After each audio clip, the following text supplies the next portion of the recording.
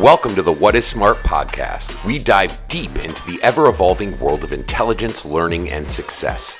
Join us as we engage with leading educators, psychologists, technologists, and thinkers, unraveling insights and challenging old notions. From EQ to creativity, from tech savviness to social awareness, What is Smart is your guide to understanding intelligence in the 21st century. Let's change education together. All right. 3, 2, 1. Hey guys, it's me, Garrett here with What is Smart. What is Smart is brought to you by the Gardens Foundation, www.thegardensfoundation.org.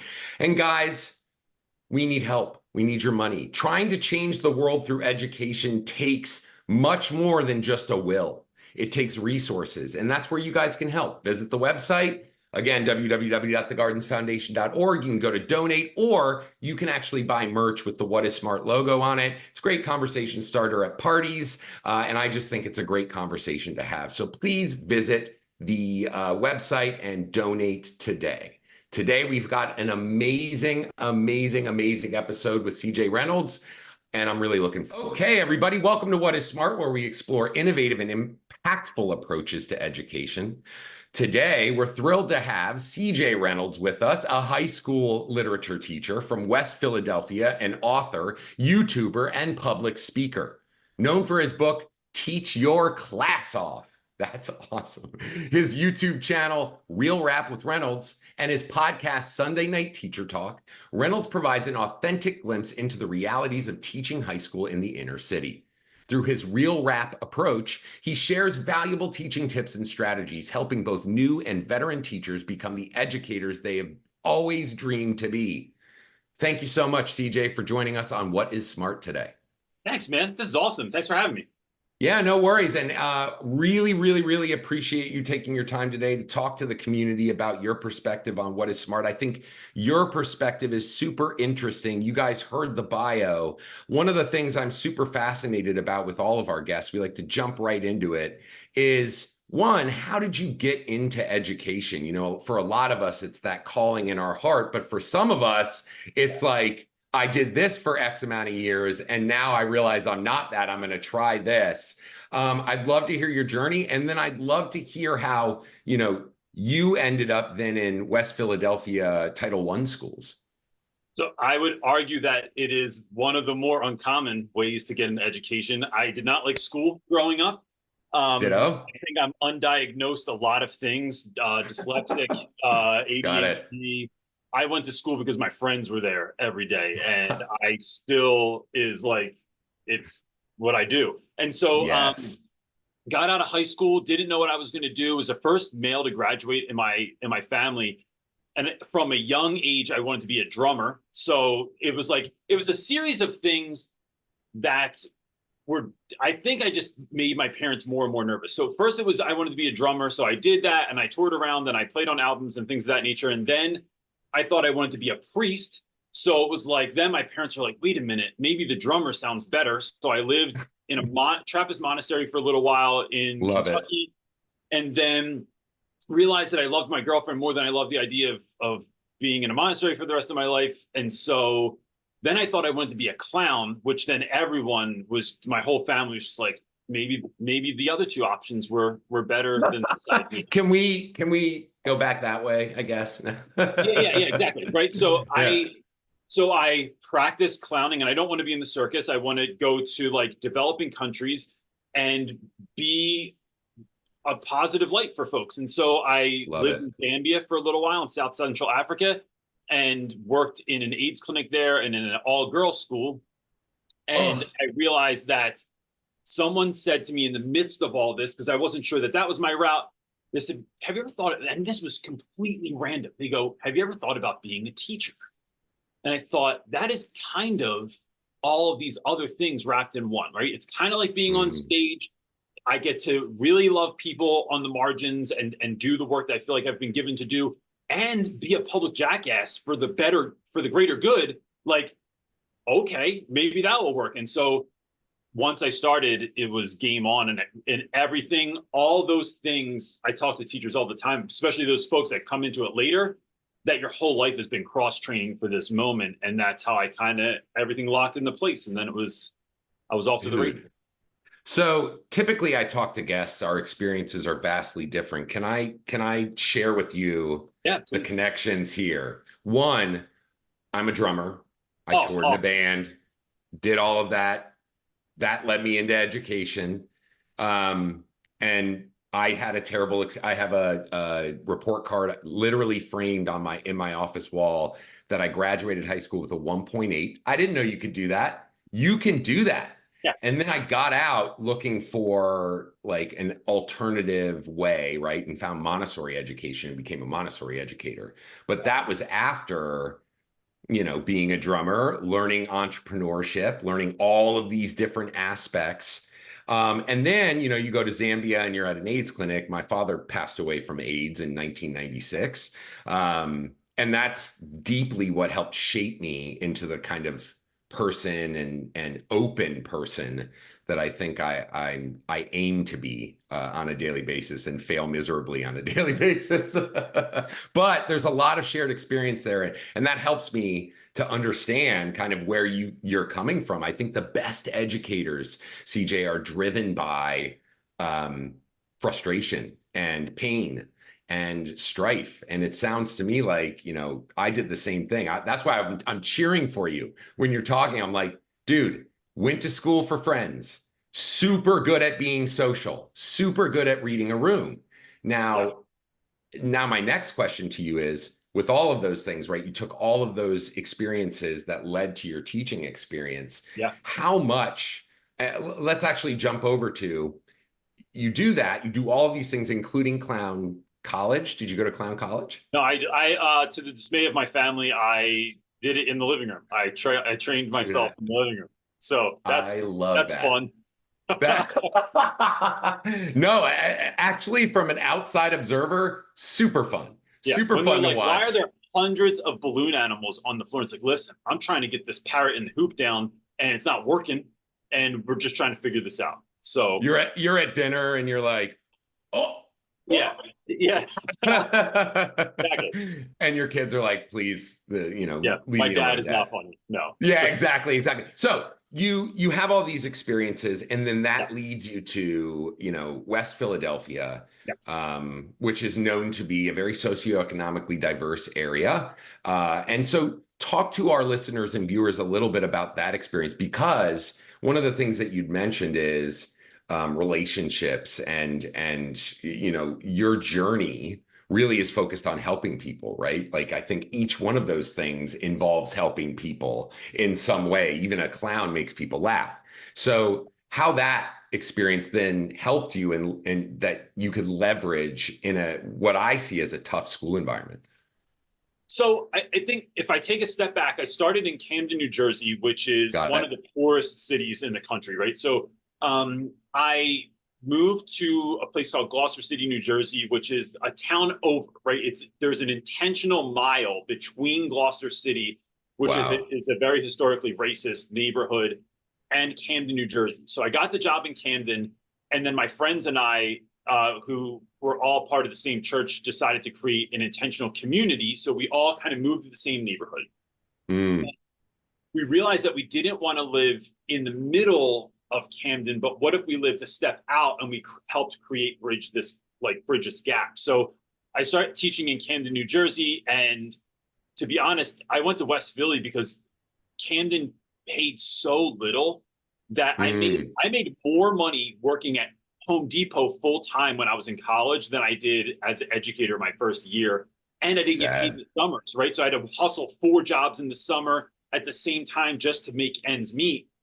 And a buddy of mine was working in West Philly at this all boys school. And he was like, yo, we have a position open. You should come over. And the shift for me was the leadership there was Mm, incredible. Same, like many of the same issues, same, like kind of struggle in the neighborhood. Same, a lot. There was a lot of the same stuff going on, but the teachers were incredible and the leadership was unbelievable. And so that's kind of what really helped me make that jump. And then I stayed there for the rest of my time in the classroom in West Philadelphia. That's amazing. And I'm sure one of the things that you've done is teach, hip hop history, which is very much a study of mine as well, just through practice and ear and loving music. Clearly, I can see that you do as well. What was the initial grab into that? Like, what got you into not just hip hop? I think we all listen to a little hip hop. I listen to a lot. Like the obsession of learning so much to then teach it. So it was so fascinating. I had our school was so small that there was someone was in your classroom all the time. And sometimes it's good, and sometimes it's the worst because your room is a disaster area afterwards. But I had this guy, RJ, who was teaching a class basically through the lens of like the history of video games, and he was teaching math through that. And I remember sitting in there, and I'm trying to get work done, and I would hear him talk about, Donkey Kong, and then the coding of Donkey Kong. And then as I'm sitting there, I end up paying attention in this class more than I'm like getting my stuff done. And I thought, so then it got opened up the following year of like, what if anyone has an elective that they'd like to teach, you can pitch that to the board as long as it's like teaching things that are moving our students forward and not just for fun. So I thought, well, what are the handful of things my students talk about all the time? It's either how hungry they are, who they're in love with at the moment, what television show they're watching, or what music they're listening to. And I'm not going to teach a class about girls. I'm not going to teach a class about. Oh man, no, okay. Yeah, I can't. You're like, there's plenty of dudes out there doing that. And look, that's not a horrible idea. I just didn't feel like I was, I've been with my wife since high school. I didn't feel like I was really well versed in the dating. I think you're more than well versed. Maybe you did it right out of the box. How to make it work. So it came down to this conversation around hip hop, which I had a unit on in my class. We talk about hip hop and poetry. And I thought, I wonder if I could build something around that. And that just became this thing where, look, I'm an old guy that listens to old guy hip hop, right? Like I stopped, my growth chart really stopped in around 95, 96. And so it was all of this kind of like so-called golden age of hip hop that I loved, but it was, can I make this connection for students between like what we're learning in class and this world that they are obsessed with? And that just became something that, everyone loved. And because here's the thing, like if anyone's listening to this and thinking about doing a class around like anything, and the only reason I picked hip hop was because that's what my students were into. If I went to a school or if I taught in a school where all the students were into monster trucks or hunting or super into anime, I would have built a class around that. But this is what my students were into. And it allowed me the opportunity to connect with our larger community in Philadelphia. And so I cannot MC, I can't DJ, I can't breakdance. I have zero artistic ability with regards to like street art and stuff. But I just started DMing people and creating these connections with folks and bringing people in instead of me just sort of dictating the class. So yeah, that's where a lot of that sort of started. And then once that happened, it was like, oh, we could do anything in here, and it exploded after that. That's amazing. And is there any like notable artists that you've connected with? I would imagine the Roots are there in some fashion. I've tried to get Black Thought to come to my room. I try to get Will Smith to come to my room. So I've had some near hits. My students were not interested in this, but all the moms were.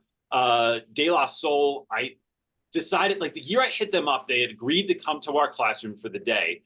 Oh, wow. They then put out an album for like the first time in like over a decade. And their manager got back to me and was like, listen, we can't do this now. But it's hard. Like I've had Tierra Wax, came in and spoke to my students. She was incredibly difficult to get. But like, so there's been some near misses, but it's like buddies of DJ Jazzy Jeff have come in and showed my guys how to DJ. That like guys that like do his breakfast show with him and stuff. So near misses, but close enough that like we had really great folks coming in.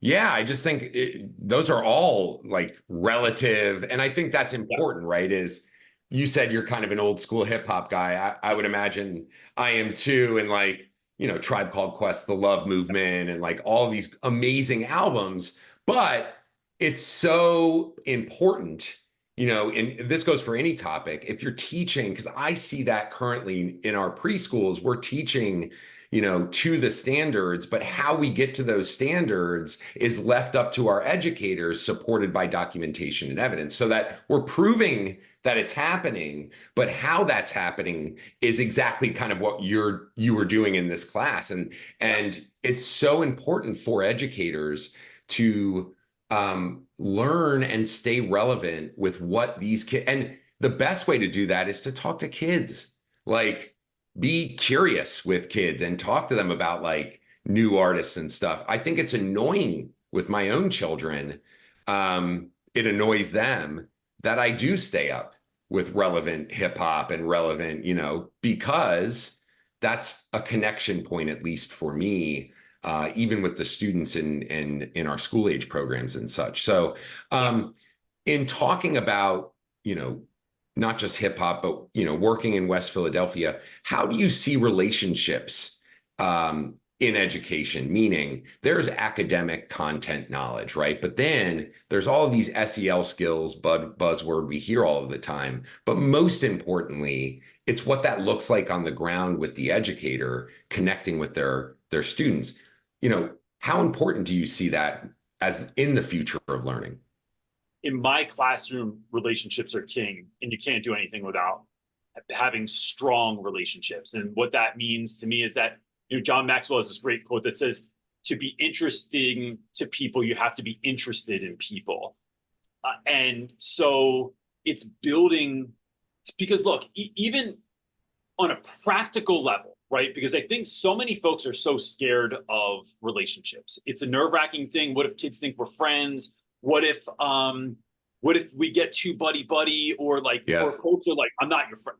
They like to start the school year with how tough they are, how mean they are. And I am only interested in student success. It is the only reason that I teach. I want kids to live the life that they were meant for.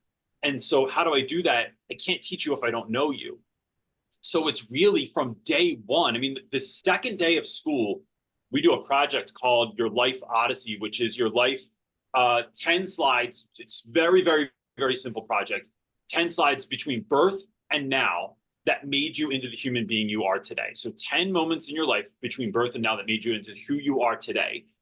And that really sets kids off, and they will share things with you that like nobody else knows, that didn't come in on an intake form. It's not on your IP. It's not on your 504, but they'll tell you about friends that they lost, parents that they lost, the time that they moved, the time that they were in foster care, their best friend that they made, why they came to the school, why they live in this neighborhood, the role of faith in their lives.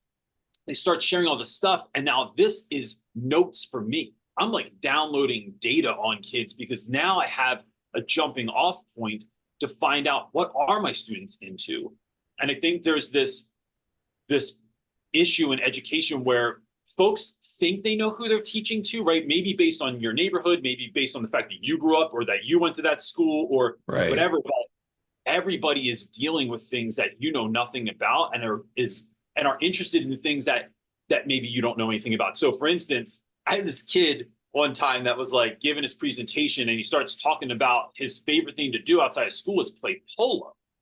And I'm like, for a second, I'm like, oh, polo, what are you talking about? Like the clothing line?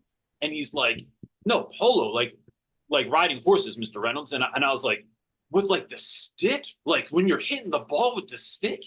And he's like, yeah. So I'm like, where in Philly are you playing polo? Like I didn't even realize this was an option. But that has happened time and time again, this idea of finding out who our students are. And then when you do that, it helps you to teach through a lens kids care about. It helps kids to trust you, for you to know who you're teaching. I mean, dude, I could go on and on, but it is such an unbelievably important thing to build relationships and not to be afraid of that, because it is your greatest resource when you are teaching anyone. Gosh, I think there were like 30 different sound bites there. I think you're so spot on in how important, right? Like trust is within the classroom. And it sounds to me, Mhm. in our research in the Gardens Foundation, we're learning a lot about how the embodiment of characteristics you wish to see within your learners, um, for yourself, is fundamentally important to a like sticky or meaningful education for kiddos, because you can talk at them, right? And I think that's one of the big issues in schools now is we do see the importance of SEL skills, the importance of connection, the importance of knowing if a child's parent had died in school, because that matters. That matters to that child, and that child is looking for that to matter to someone else. And I think an educator can be that person to children across the globe. And kudos to you in doing the work, because it's not easy, right? That like you did know certain aspects, and you're calling out an issue that I see a lot in education, which is ego, which is this kind of fear-based leadership, talking about some of us wanted to be on stage or were on stage. Some of us were there for one reason, and others were there for, reasons like insecurity. And they're feeding that need by putting themselves in front of people. And that ends up in the classroom. And in a lot of cases, unfortunately, we see, if there's fear at the top, I see a lot of fear-based leadership in districts across the country. Then that's going to bleed into every aspect of your classrooms, your educators, going back to what you had said before with strong leadership. I did notice, and we did talk prior to this, that you moved from West Philadelphia. Now you're in New Mexico, and you're doing, from my understanding, some consulting work and helping other educators. Talk to our listeners and viewers a little bit about that experience. So I towards the end of my time in the classroom, we had 6 principals in 3 years. I had 7 co-teachers in a 5-year period. Our school turnover, because of that principal rotation, was at like 95, and then it was 98% turnover my last year in Philly. And Wow. because I think a lot of that is, I think it's top down. I think that unless you are, and even if you are a seasoned educator, working under poor leadership, it stifles creativity. It is a limiting factor for a lot of things, right? And so, with that being said, I found that I typically eat lunch 2 to 3 times a day with about 30 kids at a time in my classroom, and we have this space that is for all the kids that don't want to be in the madness of the lunchroom or the dining hall. So, but then I would have all these teachers coming in crying, and I ended up spending more time helping teachers in those last few years than I was, especially post, like, coming back after COVID. It Wow. was like, that's what I spent most of my time doing. And then, running a full-time job of doing a YouTube channel and all that, you know how much all this takes. I It's do. literally like a 6 to midnight gig after Yep. school every day. So after 6 years of that, I just knew that I was being called into this new space of, can I help more kids by helping more teachers? Because there's not Mm. enough time for both of those aspects. And I knew that my school was not somewhere that I could stay anymore anyway. So I was going to have to end up going somewhere else. And it was like, I just felt, to me, it was a faith calling of just hearing that this was the new work to be able to do. And so, because I can work from anywhere, and because, Philly is gotten increasingly violent. I lost 6 boys to gun violence in my last 12 years, Oh. in my last 12 months in Philly, right? Added to 100 other instances that happened. And as a parent, you have to really make a call of like, I signed up for this. My kids didn't sign up for this. I signed up to work where I work and to live where I live, but my kids didn't. So an opportunity opened up to move to New Mexico. So now we live in the middle of nowhere, New Mexico, which, but I'll tell you what, the beauty of building relationships too, real quick, for anyone that's kind of like, if any of this is resonating, is that you still keep up with your students. I mean, I'm on the phone regularly with kids that are grown now, that are still in Mhm. school, that are, their parents, and you build these relationships that last, that stand the test of time. And so you're still in that connection point, but now I'm working with schools directly here in New Mexico and when I speak all over the country. That's so awesome. And I do, there's kind of two paths you can take to the future of learning, in my opinion, which Yeah. is straight to the learner. And that's a harder route because there's less of the use in the world and far more of the check in, check out, complain in the teacher's lounge, quiet, quit it out, and just be done, right? Like, so the route that you're going about, we feel as well at the Gardens Foundation is kind of the path, which is how do we motivate educators in one of the hardest careers, ever, really, because it's so multifaceted. How do we continue, to stoke the fire of educators like yours by inspiring others, and culturally move that forward? Because what I don't see is going to happen anytime soon is, the $100,000 minimum salary for an educator. They're trying these efforts, especially out in San Francisco and such, but and it's not going well, but meaning, them passing that legislation. Yeah.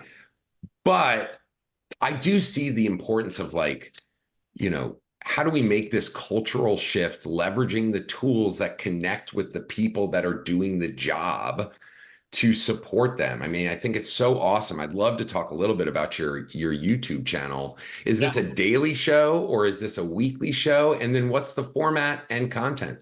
So we started a YouTube channel. It's been 8 years. I started because my son wanted a YouTube channel like every other kid. And I had lost my dad when I was 4 and then had a tumultuous relationship with my stepfather. And so I knew when I had kids, I wanted to be the dad I always Okay. wanted instead of the Hmm. dad that I had. And so my son was like, "Can we start a YouTube channel?" Yep. So I learned all this stuff, right? And then like 6 videos in, he's like, "Dad," look, he's like 9 at the time. He's like, "This is way too much work. I don't think I even want to do this anymore." And the the beauty, one of my favorite things, my son has high functioning autism, as we talked about before, Love is it. he's a straight shooter. There's no Yeah. like middle. It's like, listen, I don't want to do this anymore, and here's why, Hmm. and we're done. Hmm. So I learned how to do this, and I thought, well, what am I going to do? Like now, I learned the skill. Like I know how to like film a little bit and edit a little bit and stuff. So I thought, why don't I just make videos that I wish existed when I started teaching? So we started doing that, and it picked up traction. And so now we have like, gosh, I think close to 800 videos on YouTube, and we do a show every Sunday that we've done for like the last 6 or 7 years. That is a live Q&A show for educators from all over the world that they can just show up and either publicly or anonymously ask questions about what's happening in school. And the vision of that was Sunday night is the scariest time of the week as a teacher, right? You're freaking out. You're still remembering what happened on Friday. You thought the box of wine and Netflix was going to help over the weekend and it didn't. So what do I do now?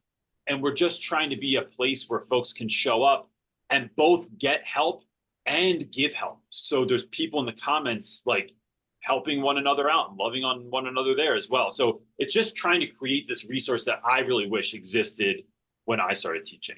And that's like the power of technology, is to be able to create that community, through, I always think, if you're doing what you're really great at and you're helping people, then you're driven by purpose. I think that's, to me, is the definition of purpose, is, pushing that mission forward. And I think one of the things that, as you were talking, I realized and wrote down is just consistency, right? Is you doing a show for 8 years and putting that value out there naturally will create a community of people that are seeking that value. And I just think that's so awesome. And I would ask you too, in talking with educators, especially during the pandemic, I ran a somewhat similar show called The Teacher's Lounge, more so focused on like news around teaching and things like that. We didn't have a lot of guests on, but What did you find was, because your story, right, of moving to New Mexico and kind of getting out of this area and valuing your kids first, I think that's part of the reason we saw an exodus. But, from your conversations with actual educators, why do you think we saw such a drastic move out of this industry? I think some of it is we don't like the pandemic was this opportunity to me.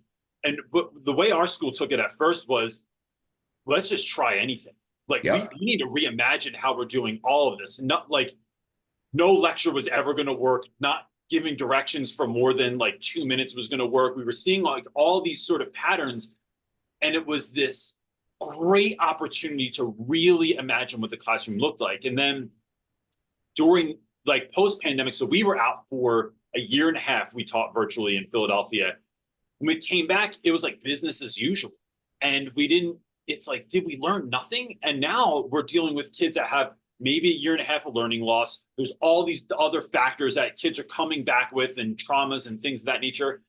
And instead of reimagining it, we weren't, it was business as usual. And colleges were still teaching folks business as usual.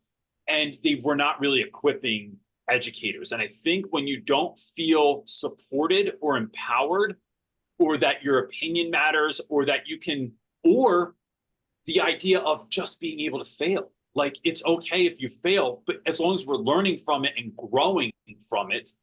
But those factors were missing. And that's still, I mean, by and large, we see folks like coming in and out constantly. And at this point, I mean, teachers don't even have formal training. I mean, like, say we want about like the education of educators, but Right. having a student teaching opportunity is like at least getting able to test the waters a little bit, having practicums and things like that. Management, But all now of it's that. like, Yeah. hey, you're an adult. Do you want to teach? Okay, cool. Then here's You're the in. job. And so, Yep. so what we're getting is a lot of folks that are freaking out about that and trying to figure that out. But those are some like I think the big ideas that we've seen in education that are like leading to teachers not wanting to teach anymore. Yeah, and I think, we tend to look at that in a negative lens, right? And there is a lot of negative because it does push the great teachers even harder Yeah. in the classroom. I think this has to happen, to be honest with you. This decline in interest has to happen. We have to hit the deepest pain point in Yeah. order to actually grow. Talk about failing. I think the whole system, it's already failing learners across the country, but it has to really fail them.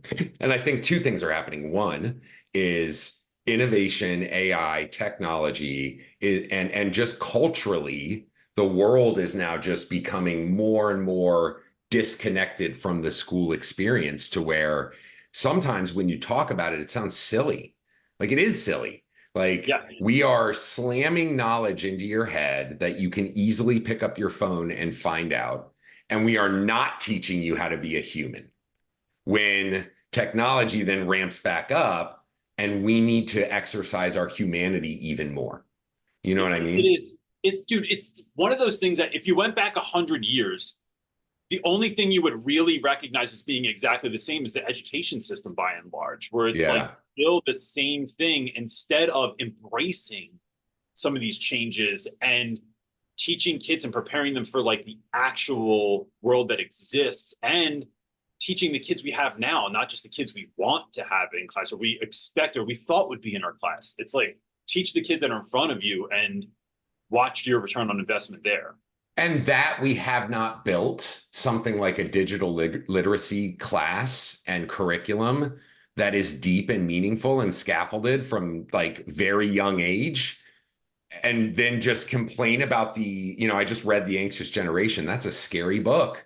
Yeah. It's a book all about, the decline of mental health when the rise of social media happened. And gosh, it's like we're that far behind that I was talking with this guy, Thomas Murray, and he's a speaker as well, too, an education consultant. And he was saying like, you know, teachers and education is very good about acknowledging the problem. And that's it.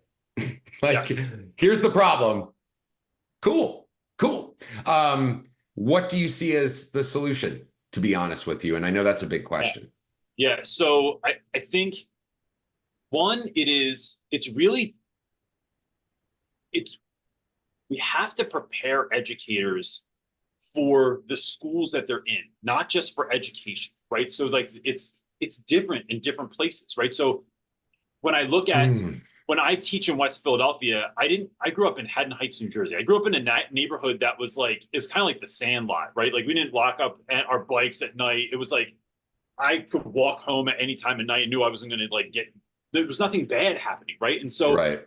but then I teach in this neighborhood where my students are forced to grow up much quicker than I did. That are like the level of street smarts with which my students just navigate the world with is so much more severe than anything I had to grow up with. So I had to learn, well, what is important in the neighborhood that I'm in? What do the parents and the community members value in the neighborhood that I'm in? Where are the limitations within my school? And then being able to not just lament that I don't have what other schools have, but it's like, well, how can we do this? I think that's part of it, is really, really knowing who your kids are. I think it's looking at education as a communal activity, right? I think teaching is the only job in the world that you're expected to be great at from the jump, right? Yeah. The same expectation is on a first-year teacher as is on someone that's been in the classroom for 35 years. You can't get a job at McDonald's and have that same expect. They're not like, bro, just burger it up. Like, yeah, you better be pushing burgers out like that dude over there. No, you're sweeping the parking lot, and I'm not saying like that's where teachers should start, but we do not scaffold teachers into that. No. And so it's teaching as a community. It's not a thing that you're in your room and these are your kids and your problems and you handle it. We have to have support for teachers. We have to be able to handle things, and we have to train teachers to handle some of these bigger issues, right? To not be afraid of relationships, to not be afraid of like moving away, I think, from classroom management to classroom leadership. Classroom management is making sure no one drowns in the pool, right? That's right. But leaders take someone from a place to another place. They don't keep the status quo. I think it's innovating. I think it's building agency into students' learning experiences and letting them have a voice. And so I think there's things that already exist. It's not just recreating the wheel. I think there's small shifts that we can start to make to classrooms every single day. That one of my mentors says that small tweaks lead to giant peaks, and this idea that starting to create these small shifts, seeing that we can do it. And then I think the other thing is, I really believe that teachers have to have a why behind every single thing that they do, right? Yeah. This idea of giving kids a textbook. I mean, giving kids a textbook and a worksheet and telling them to copy stuff out of the book, bro, for what? Like, when are you ever doing that? And so having a strong why and not shutting kids down when they ask why. If a kid goes, why do we have to do this? So dumb. Reynolds, so dumb. Why do we even have to do this? I'm so glad that you asked, because I know exactly why we have to do this. That's right. But teachers need to know that, instead of just being like, because I told you to, because I'm the teacher. Like, so that's a little bit, and I will hold my breath now because I'll keep going. No, I think you're spot on. A couple of, and again, this is like the work I'm doing is to try and understand through research and through what we already know. And of course, seeking new thought is that, educators and education in general is localized. It is contextual to where you are. And I think the co-creation of education, like you're speaking to, is like the key, because like you said, like a kid in Baton Rouge, Louisiana, in the inner city there in deep poverty needs so much different skills and abilities to be successful to get out of that than someone that grew up in the Hamptons was given money from day one or whatever. So I think it's just, you're spot on is my point. And I'll pivot from that as we kind of wrap up the podcast. We like to think of it as a great drive home. Typically, depending on where you are, hopefully it's not longer than this, but We ask every one of our guests, CJ, the big question, and it's a very simple question, but very important. Given your experience, given your career, given your overall opinion and perspective, what is smart? So, I mean, gosh, there's a lot of different ways I think you could go with this, but what immediately comes to my mind is this idea of, you know, I think it's so nerve-wracking in education, and there's this idea that comparison is a thief of all joy, that we try to overly homogenize education, and that teachers will do this to themselves, right? We are, whether it's mirror neurons or it's the 5 people you associate with are determine who you are. It's really, I think, the move in education, what would be smart for teachers is to look at what is your giftedness? What are you bringing to education? Because in fact, your ordinary is going to be somebody else's extraordinary. That you are bringing something that when you look around your school and it's like, but no one else is doing this. No one else is doing this. And you let that limit what you're doing, you are disserving the children that you came to that school to serve. And I think that for me, it's really praying about that. It's really praying about what is your giftedness? What are you bringing to your school? And if it's weird, so be it, right? Like we are, like, if the system's broken, doing the same thing forever is just going to keep yielding the same result. How can we view this differently? How can you bring what you have? Because your students can't wait for 3 years and a day till you get tenure for you to really do it. They can't wait for you to start at your school and take a look around and figure out, like get a feel for the place first. They need you to hit the ground running. So try and be awesome, be willing to fail, and serve your ass off as quickly as you can, because that's what your students need you to do. I think that's the smart. I love it. I love it. And in that, you're automatically showing, your learners in the classroom to empower themselves to be that smart. Oh, I think the one big through line in everyone that I talk to is, what is your passion? What is your talent? What is your golden nugget that you've been given at birth? And it's there, guys. Yeah. I will say to all of you guys out there, it is there. And in my opinion, you should not, whether you're an educator, whether you're a learner, you should spend all of your time seeking that passion, all of it, especially if you're young. And then once you find it, you go all in on it and you figure out how you can help people. And for me and for CJ, even though we had both these kind of crazy paths through life, we're driven by passion in the classroom. And what I will say to all of you, our listeners, our viewers, we need more of you. If you have that fire, let's go. Like CJ said, being outside, whatever the policies are, whatever the standards are, whatever, you still have your classroom and you still have your learners, and that door can be closed and that becomes your world. And I empower all of you to know that that is a huge responsibility, and you should know that it matters, and you should do everything in your power to connect with as many learners as possible as we move forward in the ways that CJ described.